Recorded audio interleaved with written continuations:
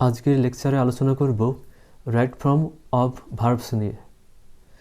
এখানে প্রথম সেন্টেন্সে বলা হয়েছে deforestation means cutting down trees at random. এখানে উত্তর হবে মিন্স, অর্থাৎ মিন ভার্বের সঙ্গে এস যুক্ত হবে।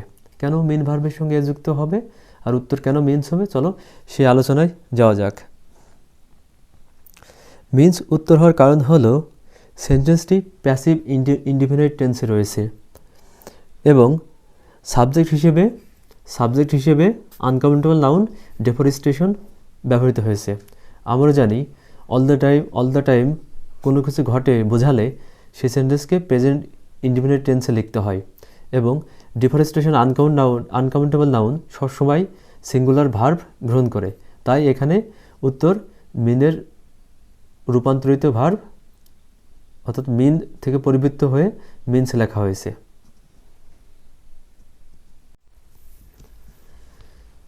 বি নম্বরে বলা হয়েছে it is caused mainly by a group of dishonest people. এখানে উত্তর হবে ইজ কজড। কেন ইজ কজড হবে, চলো সেই আলোচনায় যাওয়া যাক। আমরা জানি প্যাসিভ সেন্টেন্সে সাবজেক্ট পজিশনে থাকে না, এটা বাইয়ের পরে বসে যদি বাই থাকে এবং অবজেক্টটি সাবজেক্ট পজিশনে বসে। এখানে a group of dishonest people সেন্টেন্সটির সাবজেক্ট হলেও একটা সাবজেক্ট পজিশনে বসেনি, এটা বসেছে বাইয়ের পরে, তাই এটা প্যাসিভ সেন্টেন্স। এর অ্যাক্টিভ সেন্টেন্স হবে a group of dishonest people mainly cause it. আবার সেন্টেন্সটি প্রেজেন্ট ইনডিফিনিট টেন্সে রয়েছে। আমরা জানি প্রেজেন্ট ইনডিফিনিট টেন্সকে প্যাসিভ সেন্টেন্সে লেখার সময় সাবজেক্ট অনুযায়ী অক্সিলারি ভার্ব অ্যাম ইজ আর লিখতে হয়। এখানে it third person singular number হওয়ায় অক্সিলারি ভার্ব ইজ গ্রহণ করা হয়েছে বা অক্সিলারি ভার্ব ইজ বসানো হয়েছে এবং প্যাসিভ সেন্টেন্সে অক্সিলারি ভার্বের পরে মূল ভার্বের ইডি ফর্ম লিখতে হয়, অর্থাৎ কোজ ভার্বের ইডি ফর্ম কোজড লেখা হয়েছে এ কারণে। সি নম্বরে বলা হয়েছে দেই কাট ট্রিজ গ্যাপ প্রফিট, অর্থাৎ টু মেক প্রফিট। তারা প্রফিট করতে গাছ কাটে। এখানে টু মেক কেন হবে, কারণ উদ্দেশ্য প্রকাশ করতে ইনফিনিটিভ অর্থাৎ টু প্লাস ভার্ব ব্যবহার করা হয়। এখানে টু মেক প্রফিট দ্বারা বলা হয়েছে কেন দেই কাট ট্রিজ, কেন তারা গাছ কাটে। তারা গাছ কাটে মুনাফা অর্জন করতে, অর্থাৎ হচ্ছে তাদের গাছ কাটার উদ্দেশ্যই হলো মুনাফা অর্জন করা। তাই এখানে উত্তর হবে টু মেক। ডি নাম্বারে বলা হয়েছে ordinary people also gap use trees as fuel and furniture. এখানে উত্তর হবে ইউজ, অর্থাৎ ইউজ ভার্ব ইউজে থেকে যাবে, কারণ সেন্টেন্সটি প্রেজেন্ট ইনডিফিনিট টেন্সে রয়েছে এবং সাবজেক্ট হিসেবে অর্ডিনারি পিপুল ব্যবহৃত হয়েছে। অর্ডিনারি পিপুল যা প্লুরাল সাবজেক্ট, অর্থাৎ প্লুরাল সাবজেক্ট প্লুরাল ভার্ব গ্রহণ করে, তাই ইউজ ভার্বটি ইউজে থেকে যাবে, এর কোনো পরিবর্তন হবে না। সেন্টেন্সটির অর্থ এমন অর্ডিনারি পিপুল সাধারণ মানুষ also use trees as fuel and furniture. Fuel ও ফার্নিচার হিসেবে সাধারণ মানুষও এই করাপ্টেড পিপুল অর্থাৎ যারা গাছ কাটে, এই ডিসঅনেস্ট মানুষের মতো এই সাধারণ মানুষও গাছ কাটে তাদের ফুয়েল এবং ফার্নিচার হিসেবে গাছকে ব্যবহার করার জন্য। ই নাম্বারে বলা হয়েছে because of gap cut more and more trees. এখানে উত্তর হবে কাটিং, অর্থাৎ হচ্ছে কাট ভার্বের সাথে আইনজি যুক্ত হবে এবং কাট ভার্বের সাথে আইন যুক্ত করার সময় এই টিটা ডাবল হয়ে যাবে, অর্থাৎ ডাবল টি হয়ে যাবে। আমরা জানি প্রিপোজিশনের পরে সরাসরি কোনো ভার্ব এলে সেই ভার্বের সঙ্গে আইনজি যুক্ত করতে হয়। এখানে অব একটি প্রিপোজিশন, তাই অবের পরে কাটিং ভার্বের আইএনজি ফর্ম অর্থাৎ কাটিং লিখতে হবে এবং এফ নাম্বারের উত্তর হবে টু ফেজ। টু ফেজ কেন হবে? বিভার্ব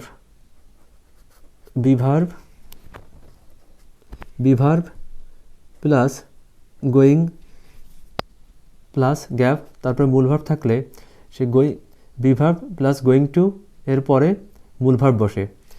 এখানে আমরা জানি বিভার্বের প্রেজেন্ট ফর্ম হলো অ্যাম, ইজ, আর। এখানে we first person plural number, এই জন্য বিভার্বের প্রেজেন্ট ফর্ম আর এখানে ব্যবহার করা হয়েছে। আর উই আর গোয়িং টু এরপরে মূল ভার্ব বসে, তাই এখানে ফেজ ভার্বের সাথে টু যুক্ত করতে হবে, হয়ে যাবে টু ফেজ।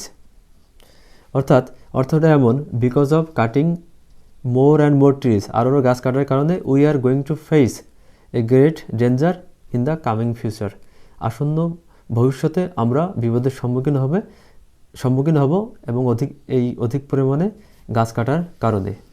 জি নাম্বারে বলা হয়েছে we gave know that oxygen is supplied by trees for animals.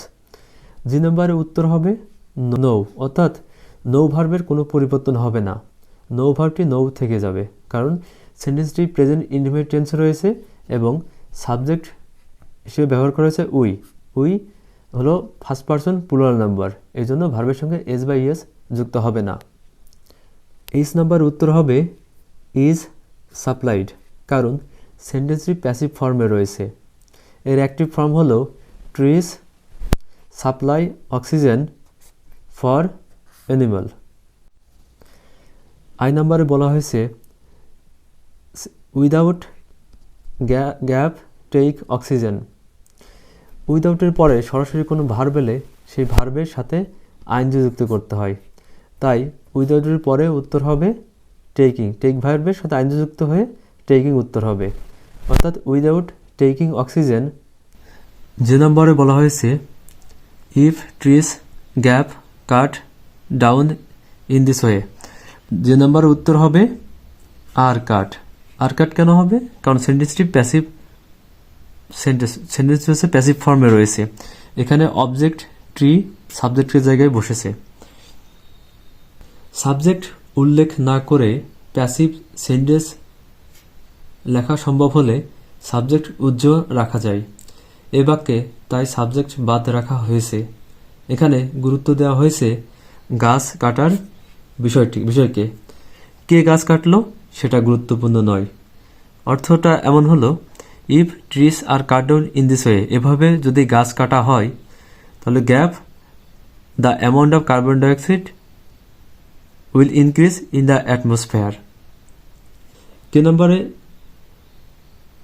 ইফযুক্ত অংশ যদি প্রেজেন্ট টেন্সে থাকে তাহলে ইফের পরে কমাযুক্ত যে সেন্টেন্সটি থাকে সেই সেন্টেন্সটি ফিউচার টেন্সে লিখতে হয়। এখানে ইফযুক্ত সেন্টেন্সটি অর্থাৎ if trees are cut down in this way, এই সেন্টেন্সটি হচ্ছে প্রেজেন্ট টেন্সে রয়েছে, অর্থাৎ প্রেজেন্ট ইনডিফিনিট টেন্সে রয়েছে। তাই কমার পরে যে অংশ রয়েছে অর্থাৎ the amount of carbon dioxide will increase in the atmosphere, এটাকে ফিউচার টেন্সে লেখা হয়েছে, অর্থাৎ উইলের সাথে ইনক্রিজের সাথে উইল যুক্ত করা হয়েছে, অর্থাৎ উইল যুক্ত করে ফিউচার টেন্সে লেখা হয়েছে। এল নম্বরে বলা হয়েছে as a result the heat gap rise. As a result বলতে বোঝানো হয়েছে এই গাছ কাটার ফলে কার্বন ডাইঅক্সাইড বেড়ে যাওয়া, কার্বন ডাইঅক্সাইডের পরিমাণ বেড়ে যাওয়া এবং এই গাছ কাটা কার্বন ডাইঅক্সাইড বেড়ে যাওয়ার কারণে দ্য হিট উইল রাইজ, অর্থাৎ তাপমাত্রা বৃদ্ধি পাবে এই গাছপালা কাটা এবং কার্বন ডাইঅক্সাইড বেড়ে যাওয়ার কারণে। এম নম্বর সেন্টেন্সে বলা হয়েছে ইট গ্যাপ কল গ্রিনহাউস ইফেক্ট। এখানে উত্তর হবে ইজ কল্ড। কেন উত্তর হবে ইজ কল্ড, চলো সে বিষয়ে আলোচনা করা যাক। এ ধরনের বলা হয় অর্থে ইজ কল্ড ব্যবহার করা হয়। এক্ষেত্রে যাকে বলা হয় সেটি সাবজেক্টের জায়গায় বসে, তারপর বি ভার্ব বসে এবং বি ভার্বের পরে কোল ভার্বের ইডি ফর্ম বা পাস্ট পার্টিসিপাল ফর্ম বসে, অর্থাৎ কোল্ড বসে। এখানে উত্তর হবে ইজ কল্ড। এর অর্থ হলো it is called greenhouse effect অর্থাৎ হচ্ছে বড় পরিসরে গাছপালা কেটে ফেলার পরে কার্বন ডাইঅক্সাইডের পরিমাণ বেড়ে যাওয়া এবং কার্বন ডাইঅক্সাইডের পরিমাণ বেড়ে যাওয়ার ফলে তাপমাত্রা বেড়ে যাওয়া এবং এই তিনটা প্রক্রিয়ার মাধ্যমে তাপমাত্রা বেড়ে যাওয়ার প্রক্রিয়াকেই বলা হয় গ্রিন হাউস ইফেক্ট। এন নম্বরে বলা হয়েছে gap enjoy a peaceful life, we must plant more and more trees. Infinitive ব্যবহার করা হয় উদ্দেশ্য প্রকাশ করতে। এখানে বলা হয়েছে to enjoy a peaceful life, একটি শান্তিপূর্ণ জীবনযাপন করতে we must plant more and more trees, আরও অধিক হারে গাছ লাগাতে হবে to enjoy a peaceful life, একটি শান্তিপূর্ণ জীবনযাপন করতে। অর্থাৎ শান্তিপূর্ণ জীবনযাপন করার উদ্দেশ্যেই অধিক হারে গাছ লাগাতে হবে। আজ এ পর্যন্ত, সবাই ভালো থেকো।